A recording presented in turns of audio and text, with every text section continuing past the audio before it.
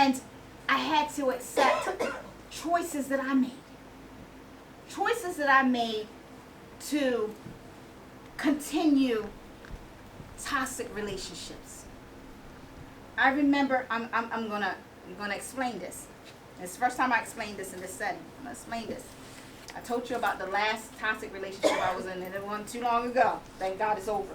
But I remember dealing with that and being able to say, not only I'm too old for this shit, it gotta stop, and it gotta stop with me. Gotta stop with me. So I remember going back and forth to court. This last time that I had to go to court, I wrote a letter to the court. I was even up there at that time of the court date. That was our last one. I seen him coming up there. And I took the letter to the administrator, to give to the judge. And I rolled out and I went to work. Matter of fact, I had to go across the bridge and deal with my clients. But I'm telling you what pretty much detailed that letter inside, because it was about protection order to get it for fighting.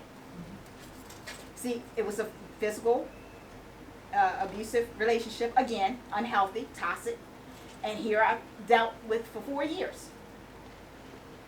Not finding my self-worth, but that letter to that judge was pretty much bringing accountability to me and saying, I appreciate all the temporarily protection orders that you had gave me, and if I need you, trust and believe, I'll call you.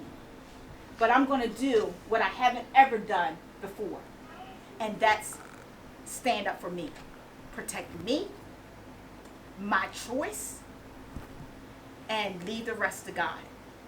Only that piece of paper can go but so much. God goes further. Amen. Amen. And I did. And let me tell you something. When I left and I went to work and I came back, I never got back in a car with him. Never got back in a relationship with him. That was over and done. But I had to count an accountability and choose me and act on it. So many times we as women want the law or anybody else to act on it when we're not making the decision to fight for ourselves. To choose us first. And be confident. First of all, I had to accept I have the ability to choose. I had the ability to choose. Now I'm in the dating world. You can't tell me nothing. I know I got the ability to choose. I said, no, you're not for me. Right, quick in the hurry. Quick in the hurry. No. Yes.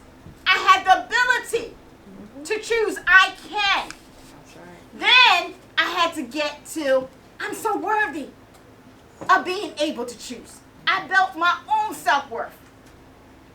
I had to accept also that I didn't need anyone to validate how I feel. I know my story. Yes. I know what I lived through. I know nights that I cried and prayed. I know things that only me and God knows. So, not even excuse me, just like my adopted mom just passed away. When I have a grieving moment, and I just need to grieve my way, I don't need you to tell me I can be sad. I already told myself I can be sad today. You're right. I already told myself. Yeah. I already done told myself I have a right to put my head up high and put my little heels on and go on about my own business. I have a right that I already told myself that I can get tired. And when I do get tired, I have a right that I already chose to tell myself, okay, this is where I got to keep building my relationship with who created me, who knows me more than anybody. And it ain't about being religious. It's about your relationship. It's about spiritual. You can't tell me about my relationship with God. I know my relationship with God. I know who I get up and talk to every morning. And this is where He wants us to be. He wants us to be that way. And be transparent about it. And be courageous about it. When I got to this accepting and saying, this is not about my children. I have 4 adult children. and one minor. And I remember I told you the seasons that I was just existing, that I got up and I said, as long as they see the dad and the mom in here, I'll be all right. As long as they see that, and they got food, and they got, if they say they want, they can get, I'll be all right. Oh, no. That's how I remember, and I'll never forget living years like that. Young. Dragged down the stairs because I changed my hair color. My first marriage was 11 years older than me. When I wanted to build some independency, go to college or whatever, it was a fight. And I mean, it was a physical fight. Because I wasn't that 18, 19-year-old that was supposed to be dependent on him. Supposed to be dependent on him. And only him. So I had to accept and embrace, no, how do I choose to live my life? Not for my kids. When I wake up in the morning, I choose Kim. I choose Kim. When you wake up in the morning, the only way you can give the best of you to anybody is by choosing you first. Yes. Choosing you first. That's the only way. So, even with the 4 adult kids and the 1 minor, they're all in their different seasons of their life. This one think I'm crazy. Is able to get the best of mama because I choose me. I choose me and I work at it every day. Is it easy? No. It's a choice. And I put it in action. Faith without works is dead. Yes. Amen. I believe that wholeheartedly. When I act upon, I say to God, and me and Nina was encouraging each other. Like I said, this was our first physical time being together. And I said, Nina, I remember making the decision on not taking a supervisory position and getting my salary cut to about $6,000-7,000 down because my book that I'm been a year went so well and inspiring, and I wanted to go out, and I wanted to go out whenever I was asked to go out and to give a word and to share. And even if I didn't speak, just to encourage my sister, I wanted to be able to do that. So I told my sister, I said, when that happened and the supervisory position happened, all of this happened at the same time, and I said to my boss, I said, I can't take that supervisory position because I need the flexibility. And what I do, when I put my foot in, I do the best in. I'm not going to take that responsibility and that overload and then have a 6-year-old. Oh, no. And I'm almost 50. The reality is there. One of us wouldn't live through it. One of us wouldn't live through it. No, one of us would not live through it. So I said, and she said, I commend you. And this supervisor of mine is my daughter's age. Yeah. She said, I commend you, Kim, for, being that way because not about the title and not about the money. But I was hurt when the management came back and cut my salary down so far. And I went back to God. I'm out here doing my little power walks because I don't do gym. I'm a joke at the gym. I just go and do my walk at the nature walk, right? And I'm doing part of the tears start rolling down, start crying. I said, God,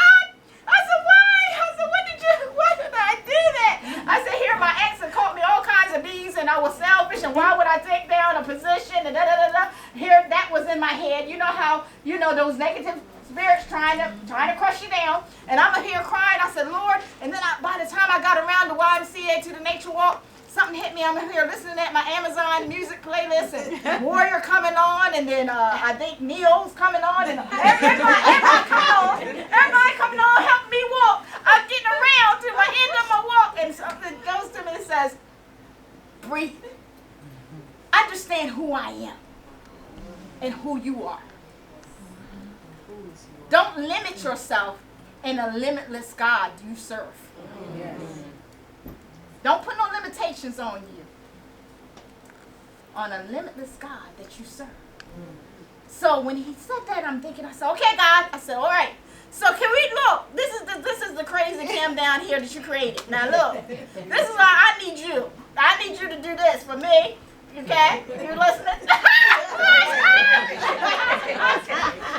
One day he looked at me and just shakes his head down here. I said, look, I said, I'm gonna have to deal with this, me and Minnie. Look, and you know we like to eat. We like to eat out. I don't like no cook. Lord, pray for the husband that he's preparing for me because he's got to cook. Because I don't like, I'm more of the tidy, clean. I like the bedroom ensemble. I like the sweet aroma. I don't like the food aroma. Who out here like to cook?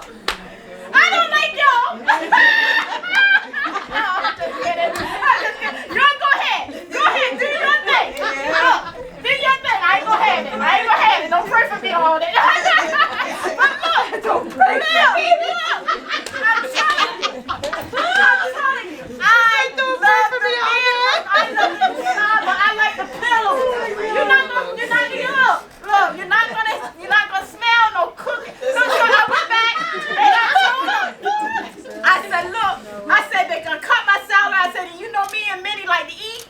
I said, and we went there where my food's gonna come. He said, well look, he said, I'm gonna provide for you. Don't worry about it. Trust me. Amen. Trust me.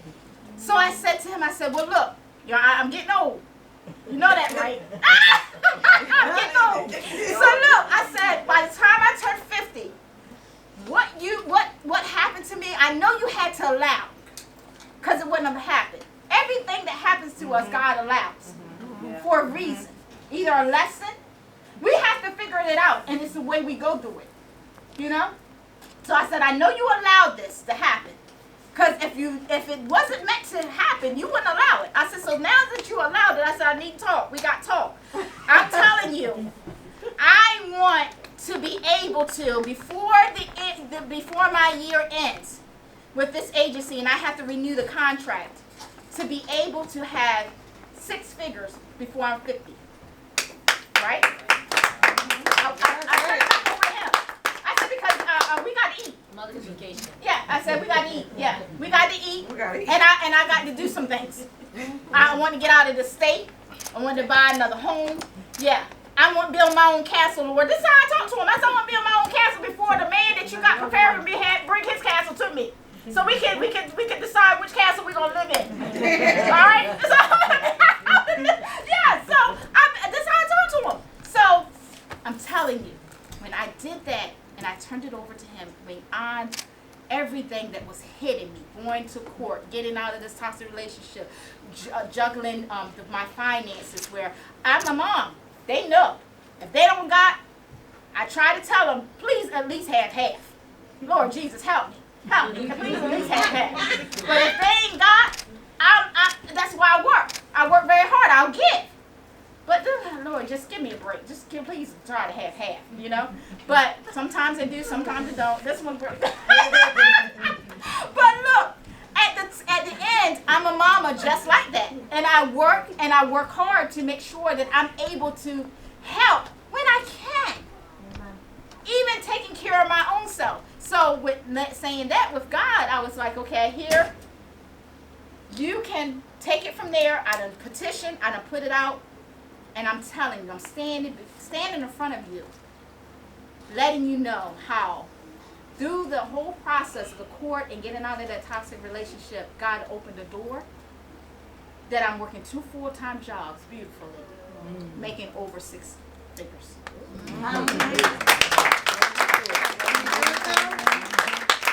That one full-time job is not even interrupting my other full-time job that I'm going to hold on to because I work for the state and I've been working from home for 7 years. So you get what I'm saying?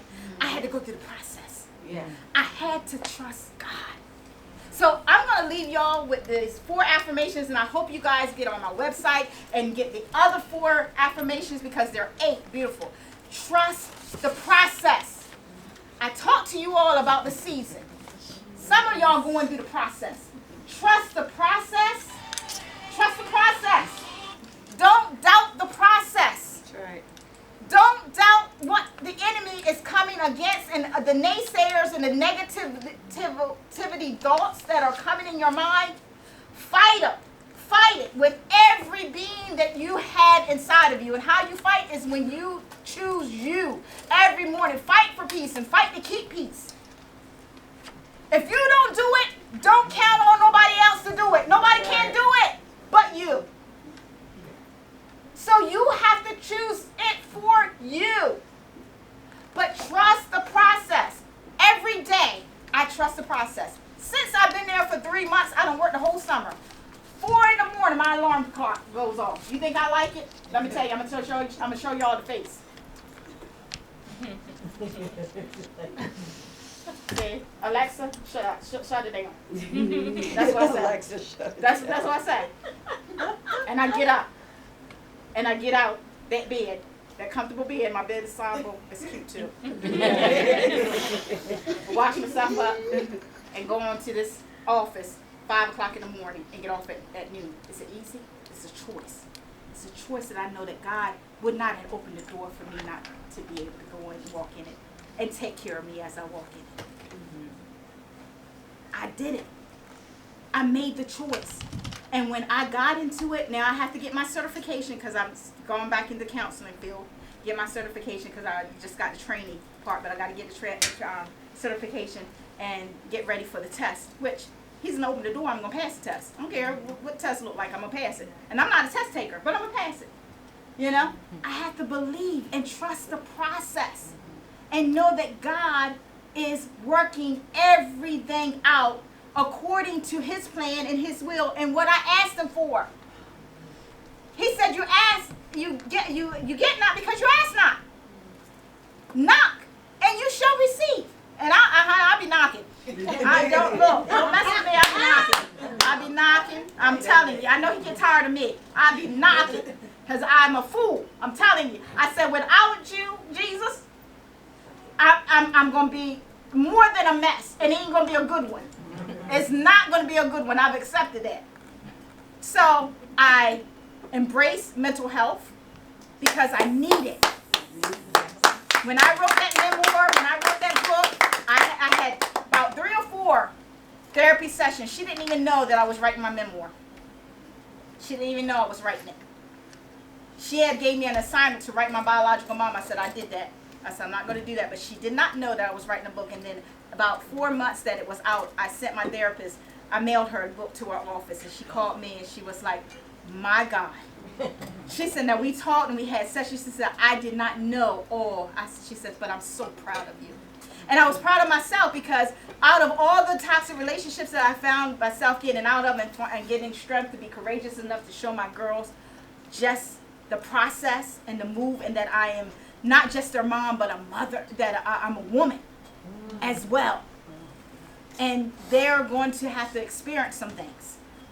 But they can see it by a living example that I'm not just sharing with you all, but I'm not being fake and living in a facade, that it's a true transparency. And it started with me accepting and embracing and recognizing, and then ultimately trusting in the same God that they have to trust throughout their life, the same one, you know. So, like I said, I'm just encouraging you all, trust the process. I have the memoir. You guys got the title. I think you all have my little card in the bag too. The Epitome of Kimmy.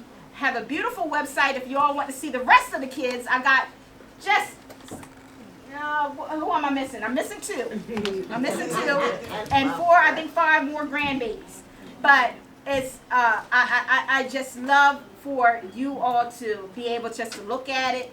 Contact me at any time if you want to hear me speak at one of you all's events, or if you know of anybody that will just need an encouraging word. Please. My mama's already looking at me going, she going to yours. Please. I'm always available and ready to travel. And like I said before, I told you all, I put it back into God's hands because I knew that, and like I told my promoter, I did not want money to be a reason why I can't travel. And I didn't want, and God knew the relationships that I've been through. I didn't want to be subject to going back into toxic relationships just because of money. Now we need to just keep it real. Keep it real. This is what this is all about.